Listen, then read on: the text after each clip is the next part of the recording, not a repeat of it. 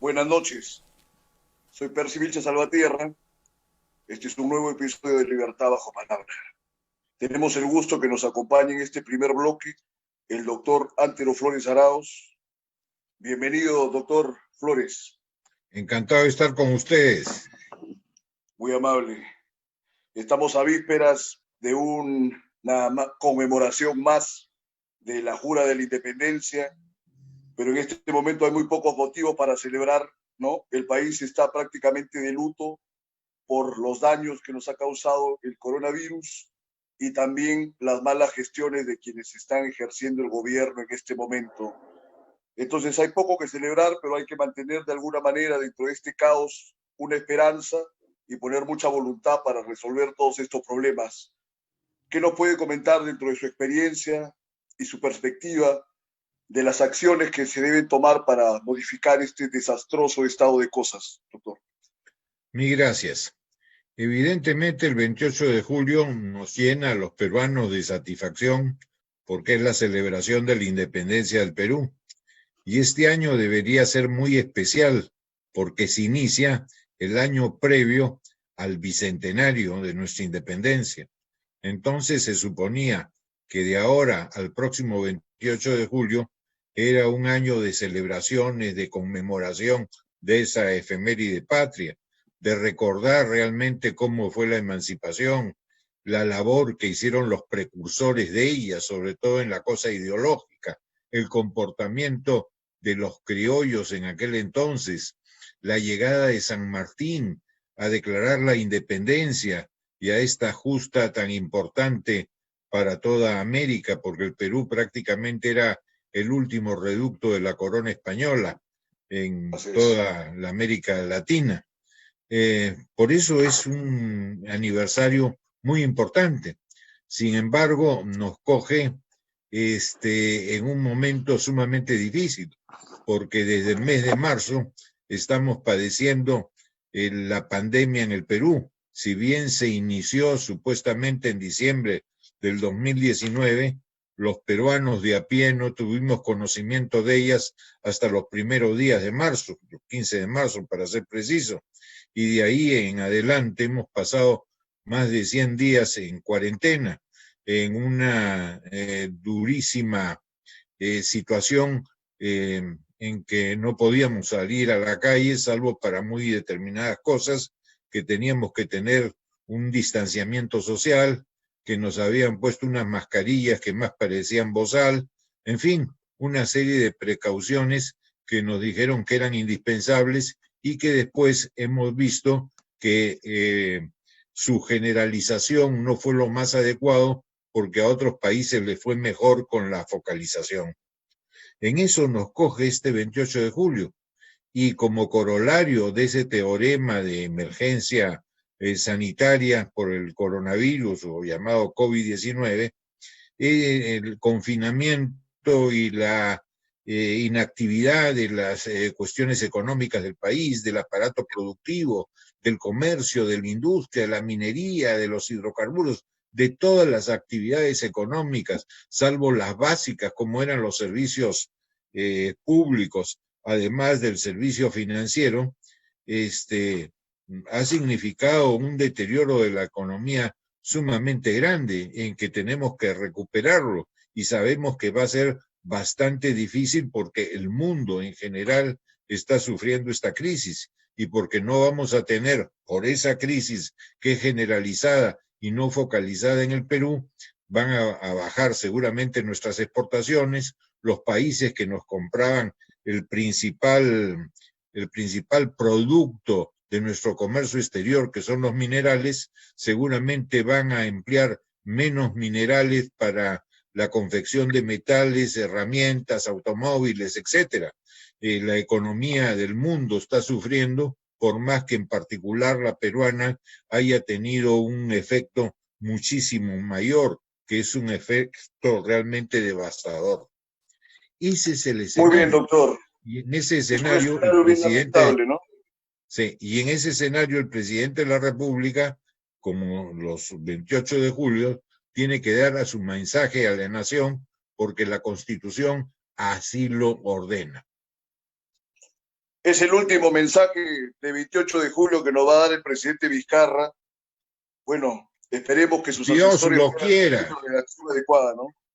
Dios lo quiera que sea el último, porque la verdad No, que, que yo creo que sustituir, ni a Dios ni al diablo le favorecería que esté un año más ese hombre en el gobierno, pero a ver, lo quizás que al queríamos... diablo sí, quizás al diablo Pero sí, bueno, el porque diablo los no diablos son rojos ahora, y en país. este gobierno hay demasiado caviar. Ah, por el lado rojo puede ser, es una tingencia que puede ser, pero bueno, y eso es algo muy metafísico. El tema es que Vizcarra en todo el curso de esta pandemia se ha justificado de mil maneras, digamos, su ineptitud, hablando de los problemas estructurales que ciertamente los tiene el Estado, el gobierno, por supuesto, pero ha habido una muy mala calidad de la gestión que se ha visto con los sucesivos gabinetes de ministros que se han dado hasta la fecha y también una voluntad política mínima, inclusive nula. Pero a lo que iba es las prioridades que tiene ahora el país, no solo para reactivar la economía, sino para dar de alguna manera el sustento emocional que requiere la población, como lo que pasó hace días en Arequipa, esa mujer que de alguna manera ha representado la desesperación de gran parte de nuestros compatriotas, que es Celia Capira, cuyo marido se murió al día siguiente, que buscó a Vizcarra, que lo persiguió y no tuvo ningún gesto de darle una contención emocional, como en su momento, por ejemplo, usted recordará que lo hizo el presidente Lincoln con la viuda Bixby, ¿no? Que había perdido varios hijos en la guerra de secesión y le escribió una carta muy honrosa y enaltecedora. Eso no lo tenemos en este momento, pero por lo menos a nivel de gestión, pasando a la gestión, ojalá que Vizcarra y su gabinete de ministros puedan dar las prioridades que se necesitan, por ejemplo, en lo que va a ser la creación de empleo y que por ahí la designación del ministro Ruggiero quizás no haya sido la más competente, ha tenido muchísimas críticas. También esta creación de empleo se puede dar por una apertura a lo que es la infraestructura, la inversión en infraestructura que siempre produce bastantes beneficios. Pero el tema que más se va a complicar ahora, porque inclusive ya hay conflictos en Espinar, está todo el tema del acuerdo de Escazú, que se han dado mil tergiversaciones, ¿qué se va a hacer con la minería? Con esta idea de que el país solamente es un país minero y en ningún momento se pone, digamos, cartas.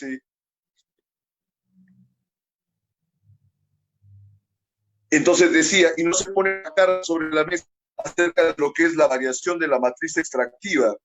A ver, respecto de este escenario que le estoy proponiendo, doctor, sus reflexiones, por favor. Con el mayor de los gustos. Con todo lo que has hablado ya no sé qué agregar, pero no importa.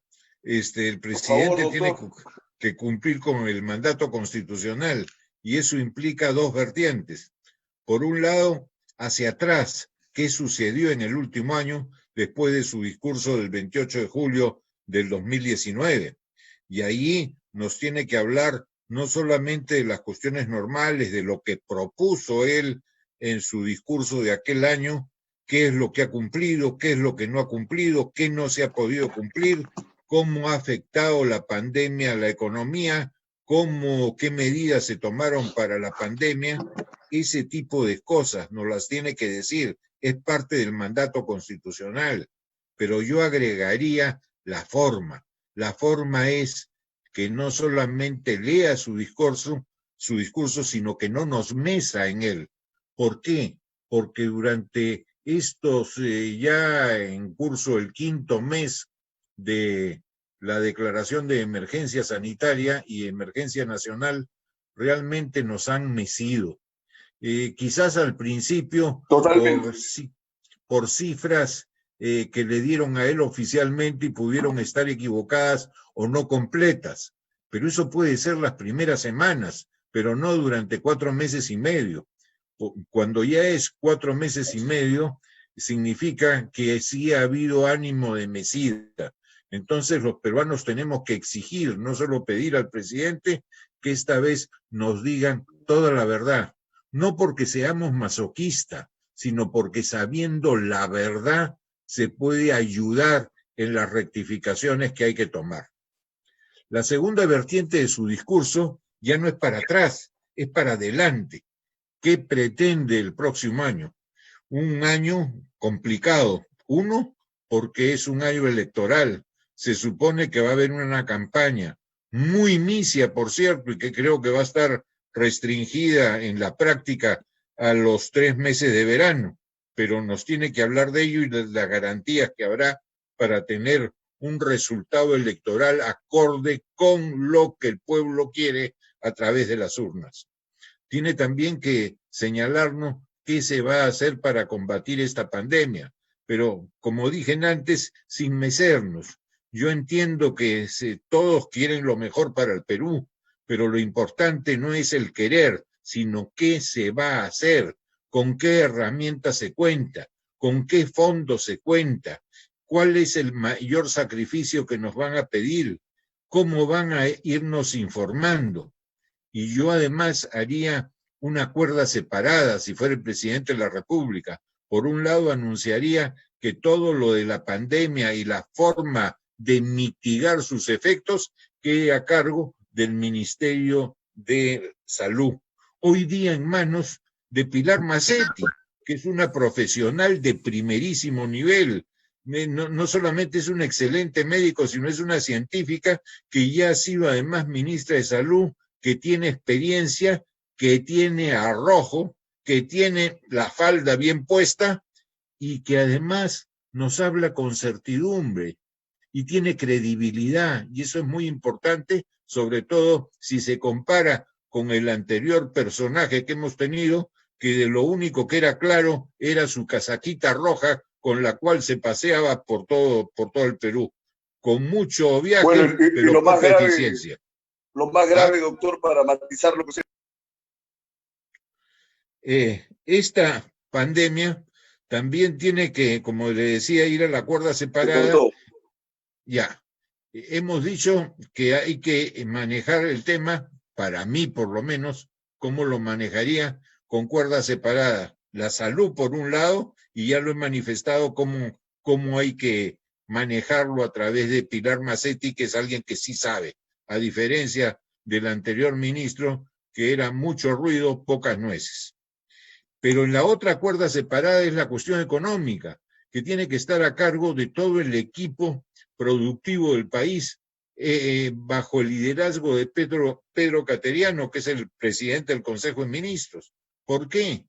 Porque la única forma de reactivar la economía es poniendo o dando las facilidades a la actividad pública para que terminen de hacer las obras que están en ejecución y las facilidades a la actividad privada para que se desenreden todos los procesos de autorizaciones, licencias, permisos, etcétera, que estaban trabados, que estaban ahí paralizados en los ministerios. Y entonces, para saber cómo van las cosas y dar instrucciones, tú tienes que reunirte a diario con los ministros de la producción y seguir paso a paso, ver cómo todo esto se va destrabando. Y este nudo tan difícil de hacer, cómo rompes esa pita que nos tiene tan enraizados con una tramitología absurda,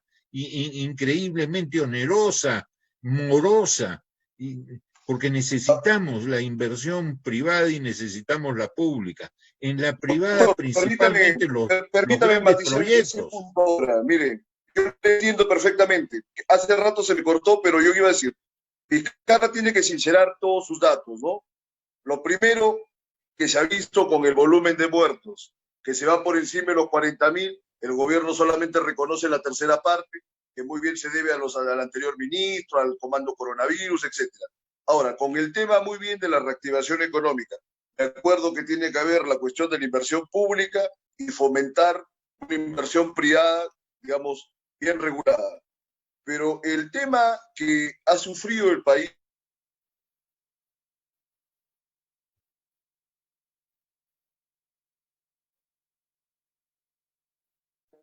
le decía, el tema que más hemos sufrido como país es que hemos tenido una sostenibilidad macroeconómica muy interesante, muy elogiada a nivel internacional, pero esa sostenibilidad y ese crecimiento económico no ha derivado en un beneficio de la sociedad ni de las grandes mayorías Y yo, por ejemplo, estoy muy distante de cualquier pensamiento que se vaya a confundir con un izquierdista, por ejemplo. Soy un libre pensador, pero acá el crecimiento económico sostenido del país en varias décadas, como se ha desnudado en esta pandemia, no ha devenido en beneficio para la gente, en el nivel de salud que está absolutamente desprotegido, en el plano de la educación, en cualquier cantidad de detalles que se han visto absolutamente desnudos, como le decía, en esta pandemia.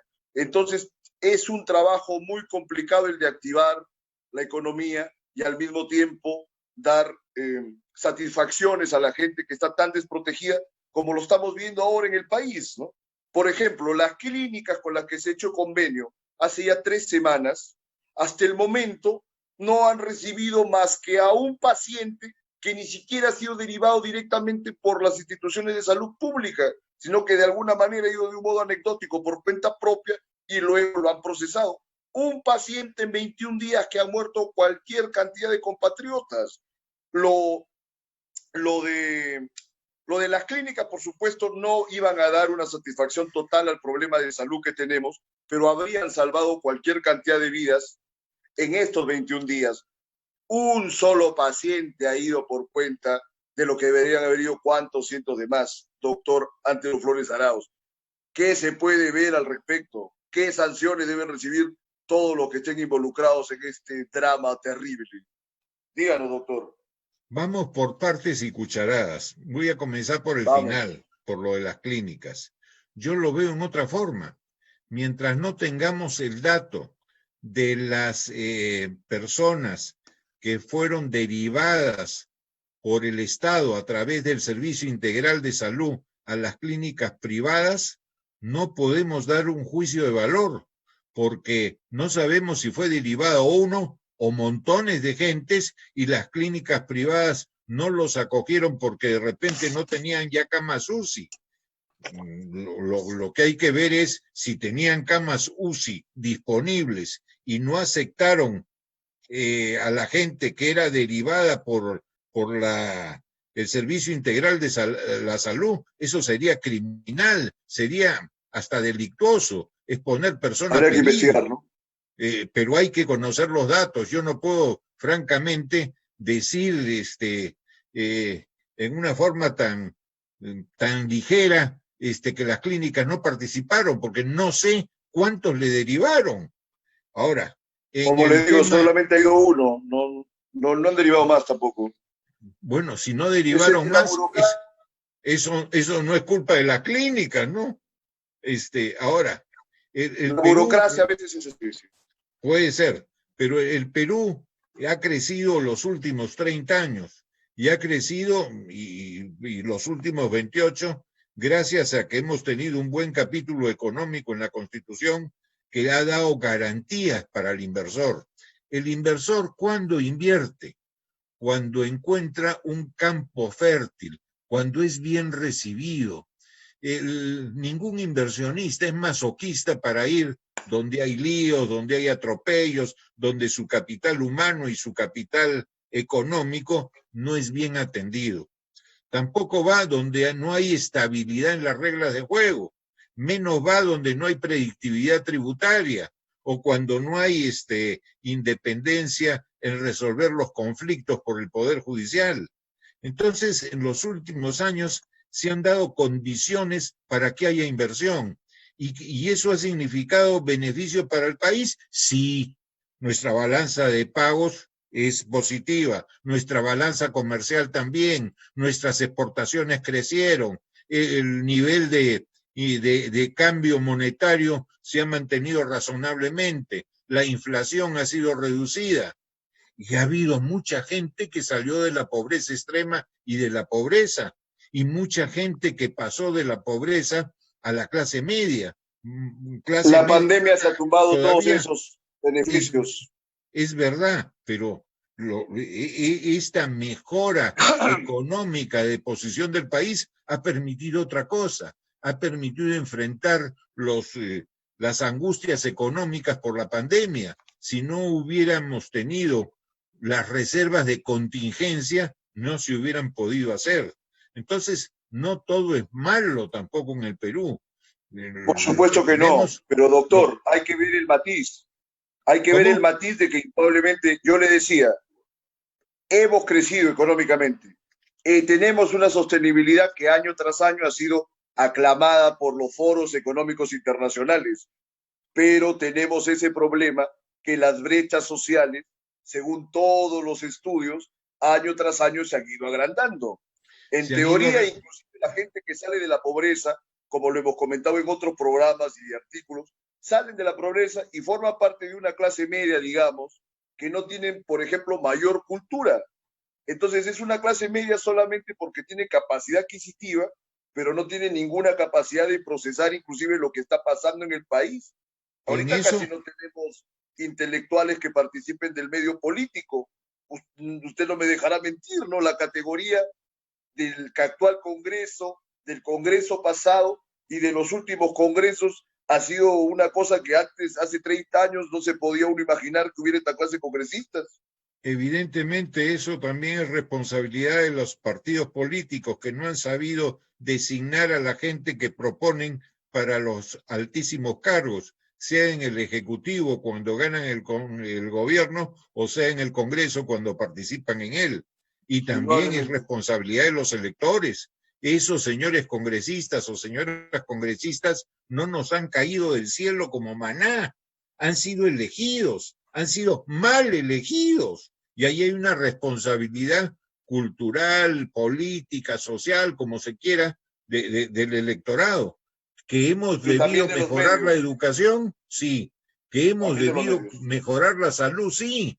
Pero el ciudadano de pie como ustedes y como yo nos sentimos defraudados cuando te dicen vamos a hacer en este año, y ya pasó, 80 hospitales. ¿Cuántos se hicieron? ¡Uno! De 81, que ya se había comenzado antes, que es el de ATE. No se ha hecho las cosas que se ofrecieron. Entonces uno se siente defraudado y no Como queremos que casi hayan todos los últimos futuros, gobiernos. así es, no queremos que haya futuros gobiernos que también nos defrauden. Tiene que mejorarse salud y educación. Y lógicamente también hablamos de la formalización. Hay el 70% de la economía es informal. ¿Por qué? Porque la formalidad es sumamente onerosa en el Perú. Si hay alguien que quiere formalizarse siendo informal, al día siguiente te cae SUNAFIL porque no habías pagado la CTS, te cae la municipalidad porque no tenías SUNAT, licencia de funcionamiento, te cae, ¿qué SUNAT que te es el mayor digo? verdugo. Defensa civil porque no tenías el extinguidor, y te cae SUNAT porque no habías pagado el IGB, y te cae también salud porque no habían pagado las cotizaciones, y te caerán también las AFP porque no pagaste para la seguridad social, te Sí, cae eso está todo el bien estudiado, mundo, terrible. con multas, con sanciones, con intereses. Entonces, ¿quién se va a formalizar así? Tendrías que ser masoquista. Entonces Tiene que haber tienes una que, flexibilización. Doctor, total, to, nos quedan to, 3 minutos y quiero yo, comentarle un tema pero acerca. déjame terminar ahí, No, déjame cómo no, terminar sí, termine, termine, pero esta le idea. advierto eso. Termínelo. Para formalizar, tú tienes que hacer la política del tuerto. Cerrar un ojo, que es el ojo que ve para atrás, y abrir el otro bien grande para lo que está por delante. Te olvidas de todo, todo lo de atrás en una amnistía brutalmente amplia y comienzas a liquidar para lo de adelante y permitiendo además que los que son pequeños y no dan como comprobante de pago la factura, sino el solo la boleta, puedan mostrar el IGB para que el adquiriente pueda tener el crédito fiscal. Sin eso, nadie que tenga contabilidad va a quererle comprar a un formal que solamente dé boleta. En efecto, doctor. Entonces le decía, bueno, ahora ya nos quedan 2 minutos, pero hay que aprovechar. Usted elogia y ciertamente se ven las condiciones positivas que de alguna manera se ha dado con el actual modelo vigente, ¿no? En el término de la macroeconomía. Pero en la pandemia se ha desnudado que el modelo ha tenido fisuras. Ningún modelo es perfecto, por otro lado. La desprotección total del sector salud que se ha agudizado en la pandemia, pero que siempre digamos, las personas que han usado el servicio público de salud han tenido que afrontar largas colas, largos tiempos de espera, citas en 2, 3, 4, 5, 6 meses, terrible. Y el otro tema, la pauperización de la calidad de la educación, que ahora con el sistema virtual por ahí que exige una mayor concentración, y si todo el país tuviera la cobertura de Internet, se podrían hacer algunas cosas muy positivas, agregando algunos cursos que fueron sacados hace ya varios años y que han hecho bastante daño al imaginario público, que no ha podido robustecerse con ellos, como los cursos de historia, educación cívica, etc. Le pido, por favor, brevemente, en 1 minuto o 2, que nos comente esto, que ya, digamos, serían las palabras finales de la intervención de hoy, doctor Flores Granados. Con el mayor gusto, muy brevemente.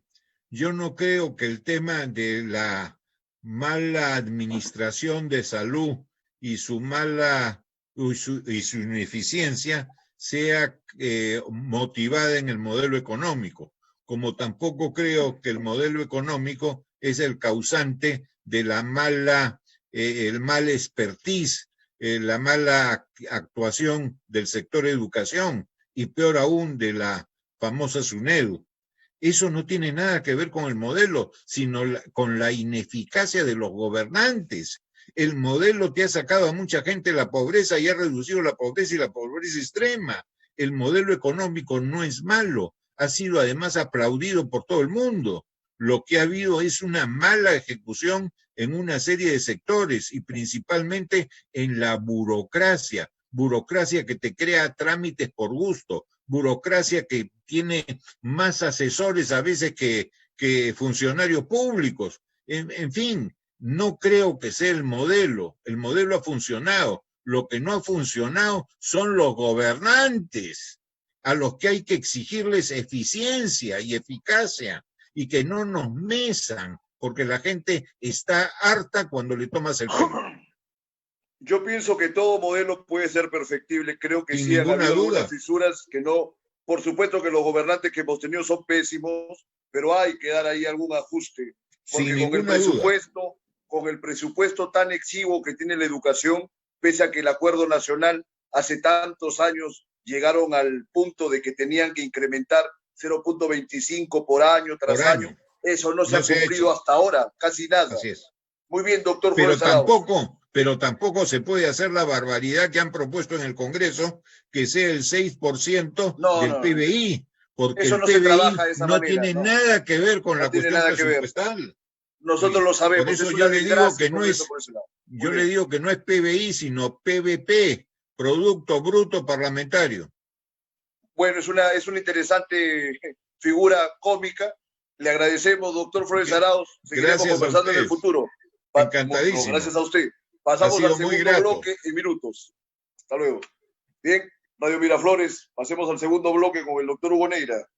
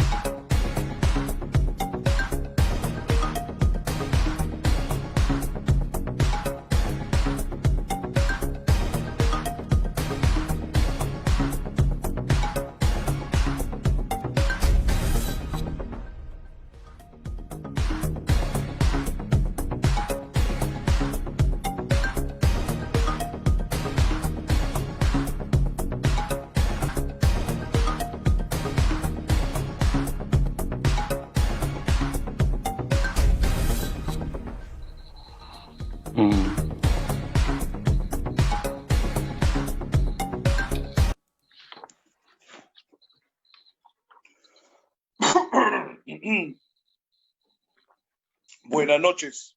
Soy Percy Vilches Salvatierra y en este segundo bloque, el final de este episodio de Libertad Bajo Palabra, vamos a conversar con el doctor Hugo Neira, una vez más en el programa y siempre, por supuesto, un placer recibirlo. Bienvenido, Hugo. Buenas noches, muchas gracias.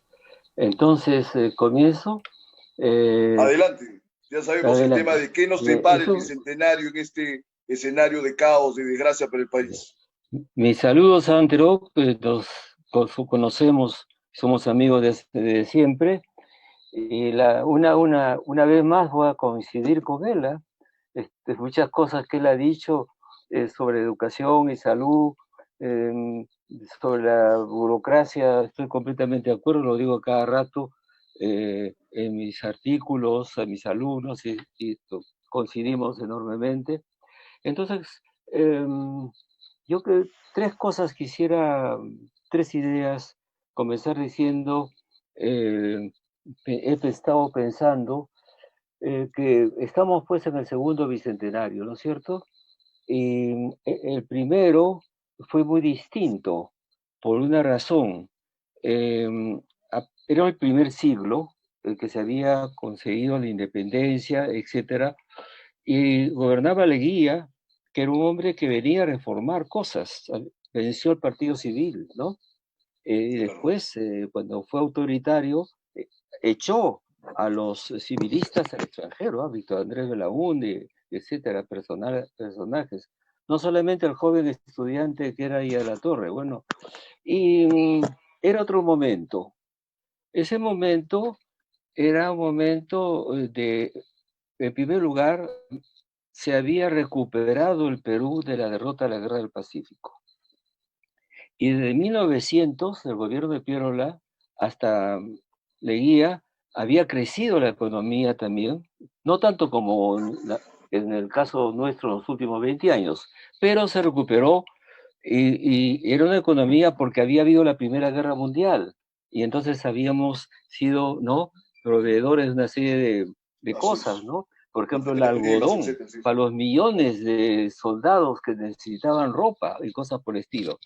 Y además es el momento en que la patria es importante, la patria está construida y un sentimiento patriótico muy grande, al punto que se hicieron una serie de homenajes, de construcciones en Lima, al punto que a Leguía le dijeron que él era un buen alcalde, porque Lima se había hermoseado, ¿no es cierto?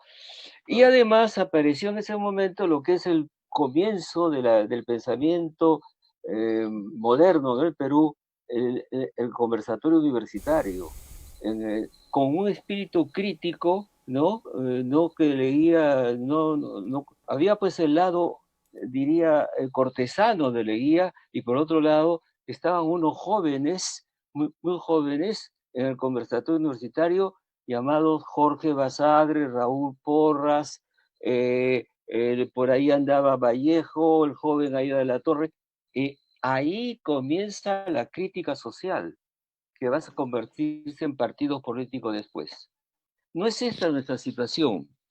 Estamos en una situación muy compleja, muy difícil, y entonces, pero yo pienso algo que nosotros tenemos que dejar de pensar.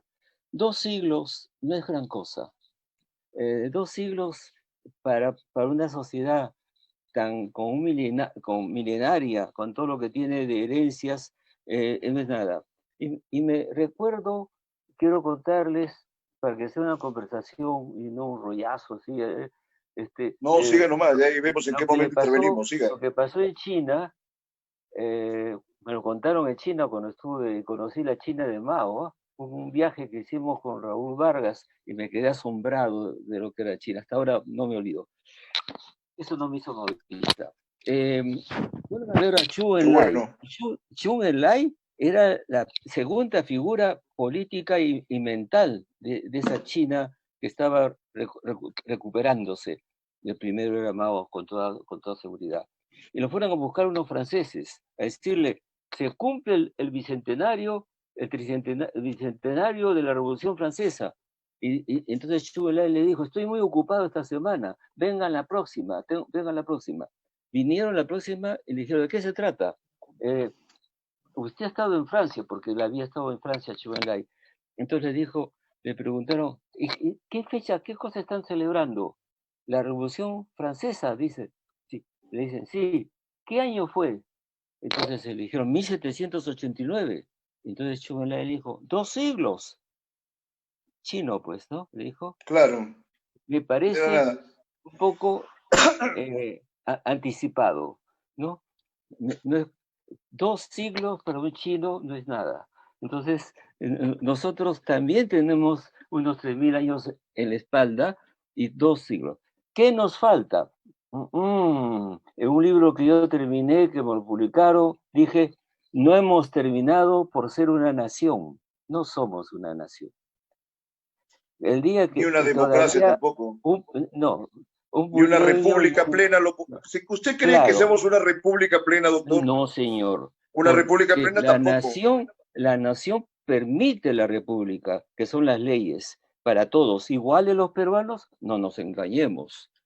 Nación todavía no somos, queremos ser naciones. Hay que lucharla, ¿no? Cuando no lo hemos luchado, creo. En la cocina también, en la gastronomía, pero en pocas cosas. No hemos formado una nación. Y la tercera cosa, lo que es importante, no hemos pasado a la modernidad. Tú lo has dicho hace un momento, tenemos una economía simplemente primaria, ¿no? No solamente las minas, no las exportaciones. Entonces, nos faltan muchas cosas. Ahora bien, la segunda cosa que pienso, que esta pandemia, como en otros casos, nos saca de un sueño, de una suerte de alienación que hemos tenido todos estos años. Hemos creído durante el siglo XX y los 20 años de este siglo, ya que éramos un país muy moderno, que ya alcanzamos la OCDE, bien pronto entramos a ellos, en un país que había 75% de gentes que no están dentro de la estructura económica y donde los contratos, y no es cierto que le llamamos informales cuando en realidad son marginales, ¿no es cierto? Y no nos importaban los informales, porque habían llegado a Lima, ¿no? No habían tomado como pensaban, no, los pobres iban a atacar a los ricos en San Isidro, no, construyeron sus casas, inventaron sus oficios, inventaron sus estructuras y se quedaron ahí. Estábamos todos muy contentos de que hubiera, paralelamente a la economía normal y de la sociedad que tiene derechos sociales, estaban las gentes que no tienen ningún derecho ni en salud ni en educación, como lo has estado diciendo tú. Y entonces salimos de este sueño porque lo que está pasando está revelándonos la inmensa precariedad del Perú en medio de la América Latina. Somos el país más débil porque no estamos estructurados para dar espacio cívico y de empleo a 3/4 partes de la población. Nadie puede desarrollarse de esa manera.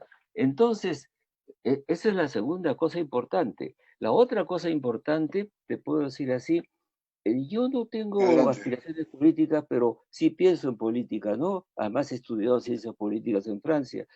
Claro. El caso y otras cosas más. Y el caso es que parecía ya que se despolitizaba el país, que parecía que no había interés de la política misma, habían fallado tantos presidentes en los últimos años y tal, y de pronto regresa el Estado. ¿Cómo? Regresa ahora dando bonos, preocupándose, haciendo cosas. Y hoy día los peruanos saben que se necesita, aunque no les guste, que haya un Estado y alguien tome las decisiones, aunque no las haga bien o mal. Entonces, ¿por qué? Porque estamos yendo a un tema fundamental.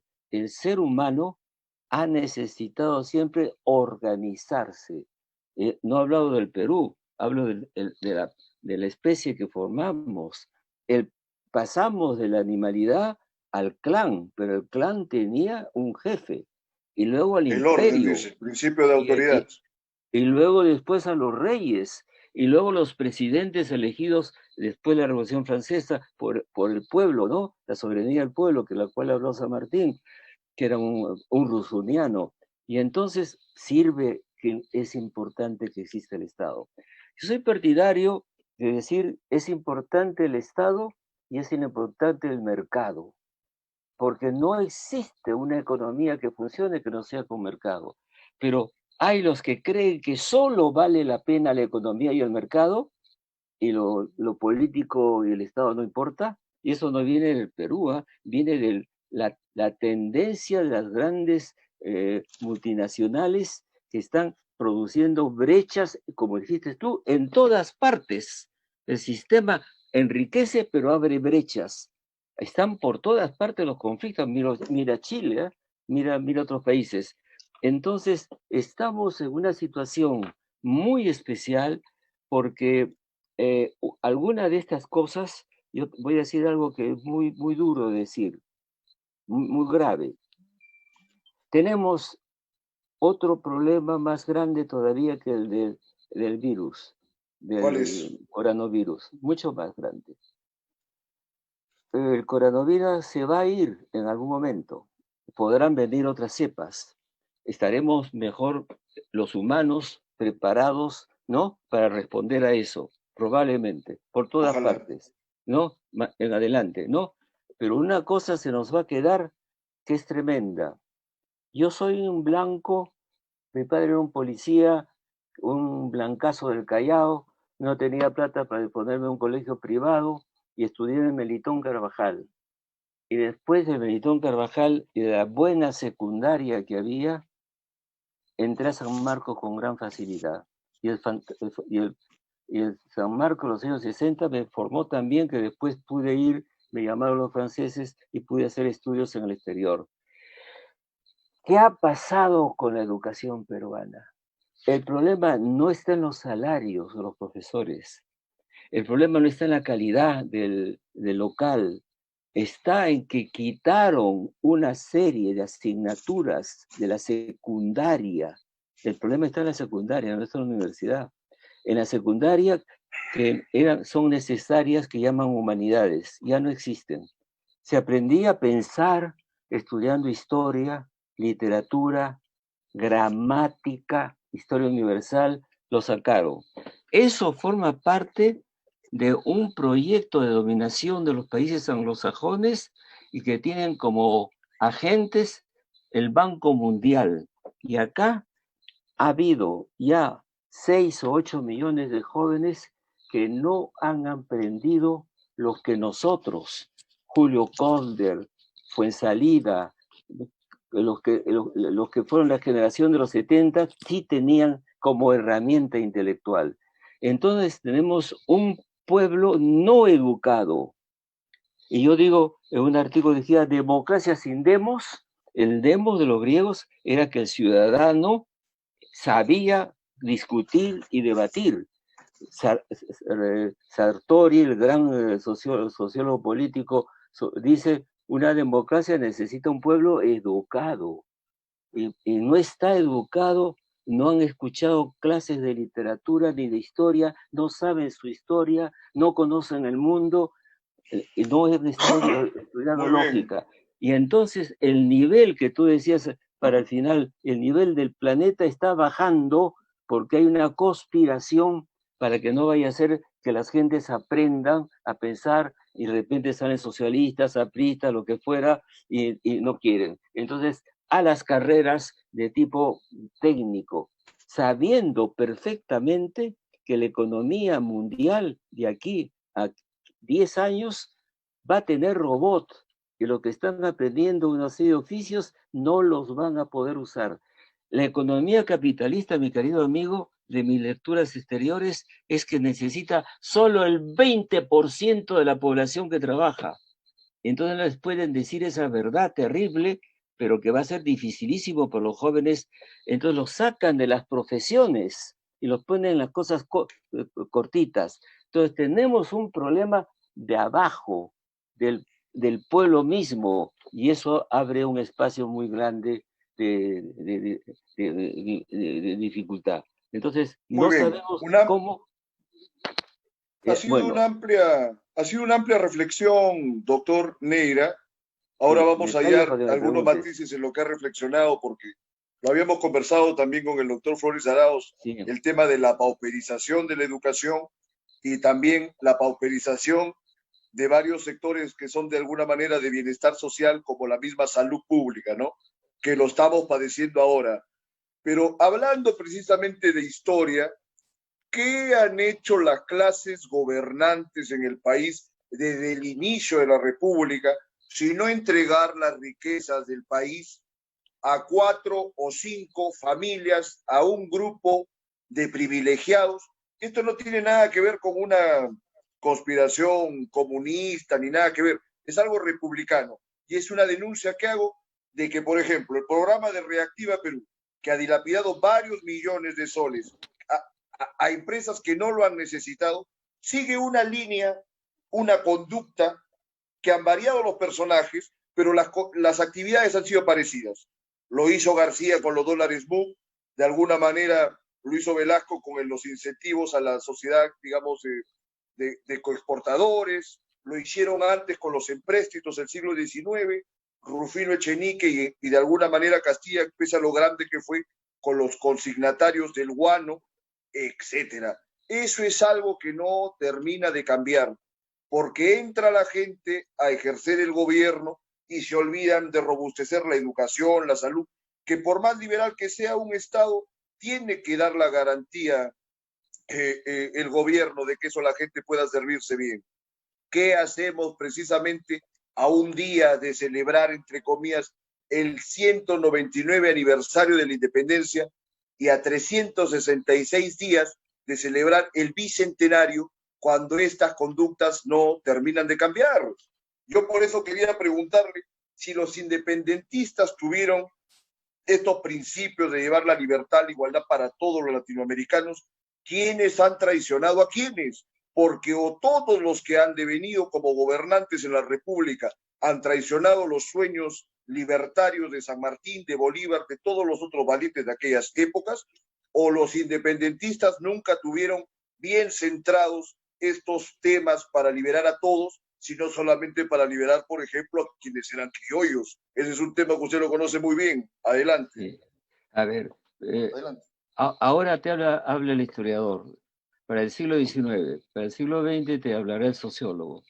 El historiador te dice una cosa, y como nos están escuchando, ¿no se han preguntado por qué se fue San Martín y por qué se fue Bolívar?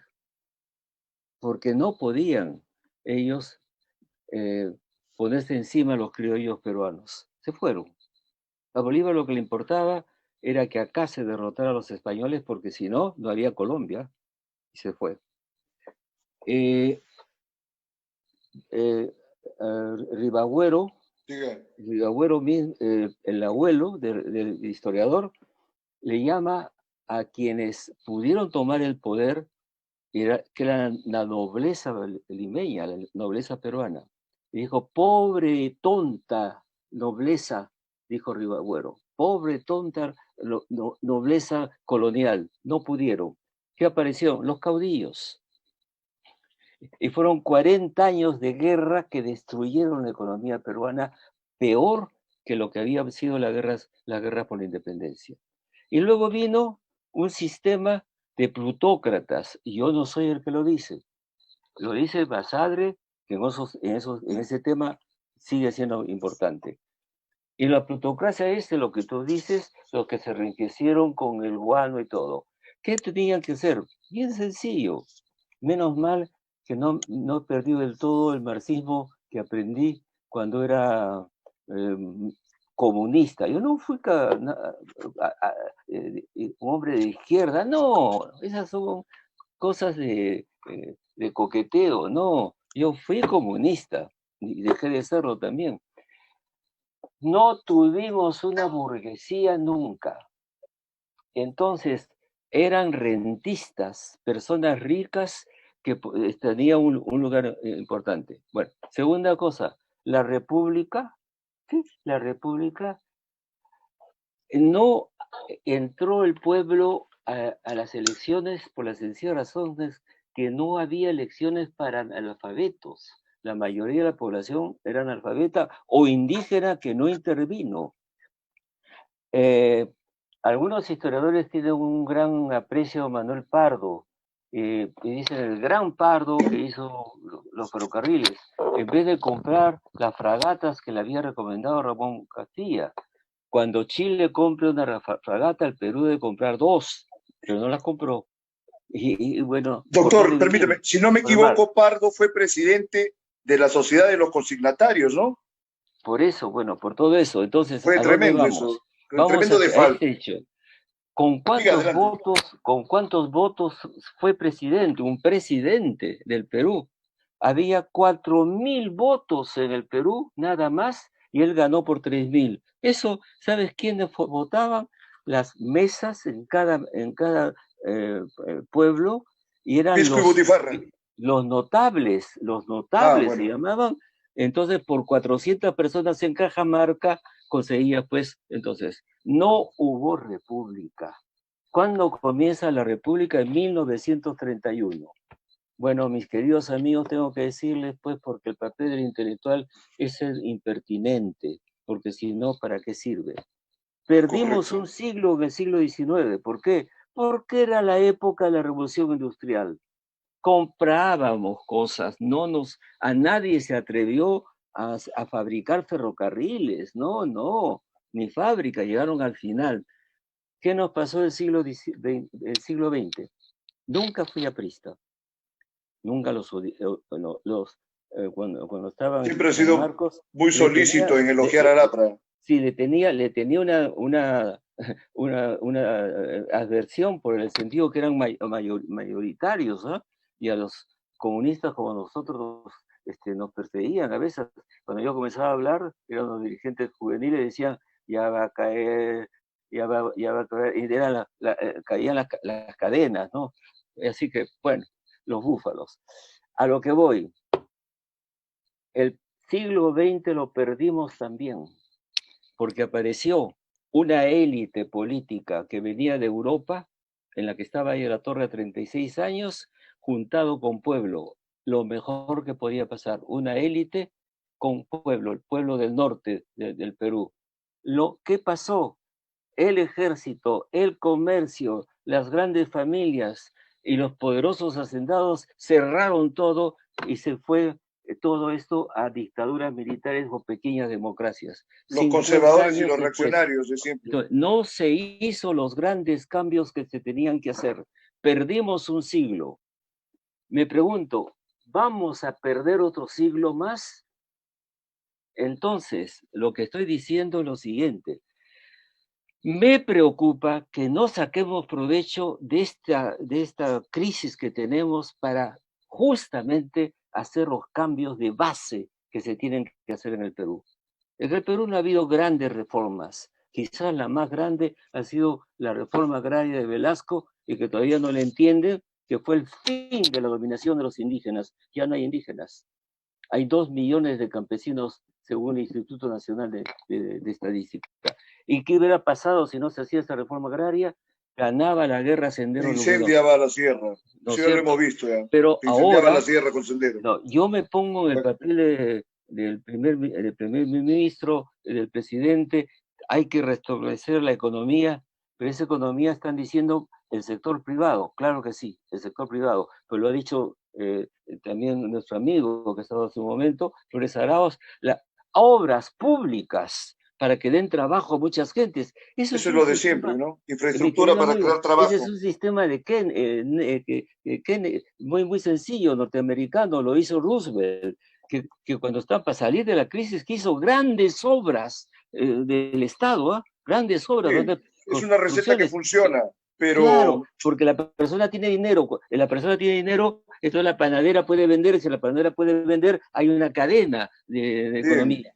Entonces pero justamente lo que le había dicho a Antero Flores, y se lo digo en este momento a usted, a ver, doctor, ¿qué hacemos con la idea de que el Perú solamente es un país minero? Eso viene más de 500 años, que el Perú solo es un país minero, un país extractivista.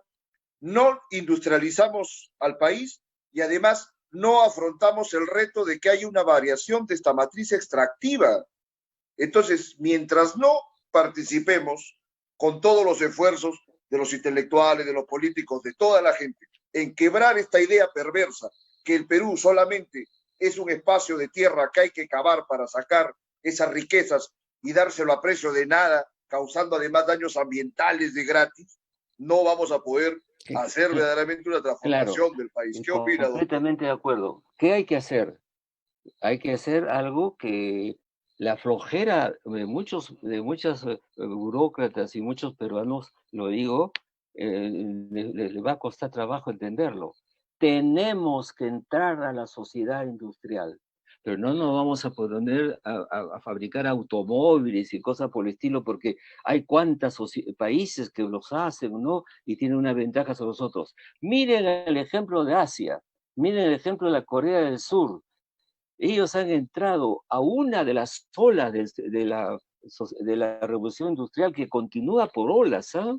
La última ha sido pues lo que es hoy día la ciencia de la comunicación. Es fundamental. Todo ¿no? Lo nuevo, que es eso, de Silicon Valley.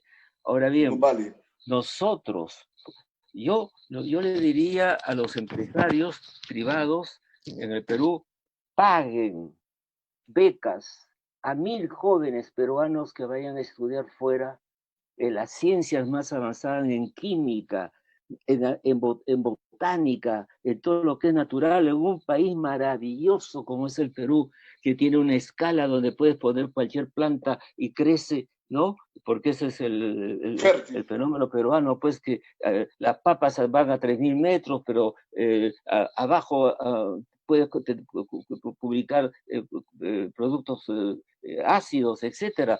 Eso hay que hacerlo invertir. ¿Quién lo hizo? Japón. Cuando Japón tuvo que abrir su puerto, decidió enfrentarse al mundo occidental aprendiendo la tecnología occidental, porque es otro problemita peruano que cuando dices occidental se asustan y no quieren, dicen esa dominación. No hay progreso en China ni en los países asiáticos y India si no toman ese saber, porque el saber, la matemática no tiene nación ni ideología, ¿no es cierto? Si envías miles de jóvenes peruanos para que aprendan las ciencias más avanzadas en este momento y acá se invierte cosas, tendríamos una salida a sumarnos a la revolución industrial. Eso es muy sencillo, eso ha ocurrido, lo han hecho los japoneses. Y para los que tanto admiran los Estados Unidos, quiero decirles una cosa, conozco bien la sociedad americana. ¿Saben cómo cambiaron después de la guerra que tuvieron de secesión? Enviaron 9000 jóvenes norteamericanos a estudiar Alemania. Eso está en un libro que se llama de Watson, Las ideas, el camino, el quehacer intelectual, y está en castellano, es un libro de 1200 páginas. Entonces, inclusive luego de ese periodo de la guerra de secesión que dice, surgieron los primeros filósofos de los Estados Unidos, como los pragmatistas, etcétera, porque tenían ese bagaje que nos comenta. Muy buena diligencia, correcto, claro. Muy bien, doctor Los americanos Neira, que hicieron la inversión en el país más rico que había en materia de intelectuales era Alemania, ¿no es cierto? En ese momento era la meca pues, del pensamiento, ¿no? Los alemanes habían estado pensando estas cuestiones de lo absoluto, había estado Hegel, toda esa gente. Pero en química, en física, en una serie de ciencias, incluso en las ciencias sociales. Ahora, eso es lo que hay que hacer, una inversión en el peruano mismo, a un nivel altísimo, ¿no? Y entonces acá podemos producir muchísimas cosas con todo lo que tenemos en la naturaleza peruana, que es estupenda. ¿Ah? Así es. Yo que conozco el mundo, te juro, nunca he comido ciertas, por ejemplo, ciertas cosas, las paltas del Perú son mejores que las mexicanas y que las otras. Y entonces, ¿cómo tenemos una naturaleza? Otro elemento más, es un país no terminado, no tenemos aeropuertos, no tenemos carreteras importantes, no tenemos trenes hay en todas partes del mundo. En el Perú dejaron de No tenerlo. tenemos subterráneos. Claro, bueno, y te digo, nos falta la construcción del Perú. Porque ya no se ¿Qué soportan las importancia tiene vías. eso? Mira, cuando la gente pueda viajar más, mejor nos conoceremos. Si todo el mundo fuera a las mismas escuelas que pudieran ser la misma enseñanza, ya estaremos juntos. ¿Cuántos peruanos no han conocido Machu Picchu porque no tienen el dinero o no pueden llegar? Entonces, ¿cómo hacemos nación? Comunicándonos más, poniéndonos de igual a igual. En este país hay diversas culturas, diversas pequeños pre-naciones que están listas, y cuidado, todavía el destino nos puede preparar cosas más feas. Te voy a contar una anécdota. Doctor, sí, pero le quedan un par de minutos para acabar el programa ya, con eso concluimos. Adelante. Mira, cuando estuve a punto de irme después de Velasco, nadie me quería tomar en la universidad, y entonces yo decidí irme. Y entonces vivía en la casa de mi madre, me había quedado sin casa y todas esas cosas. Bueno, y me llamó Jorge Basadre, la llamó a mi madre, le dijo: dicen que Hugo se va, que venga a verme, que quiero despedirme de él. Entonces fui a verlo a Basadre, etcétera, etcétera, una gran conversación, y le digo, bueno, me dijo, ya me estaba por ir, y yo tengo un taxi parado ahí, bueno, y sale corriendo la señora y me dice, Hugo, ven que Jorge quiere decirte algo. Sale Basadre de nuevo y me dice, Neira, usted va a ver el siglo XXI, yo no.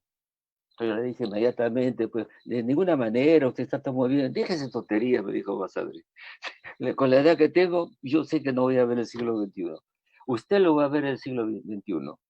Entonces, le hago una pregunta, ahora que va a Europa a estudiar, voy a estudiar de nuevo otras cosas.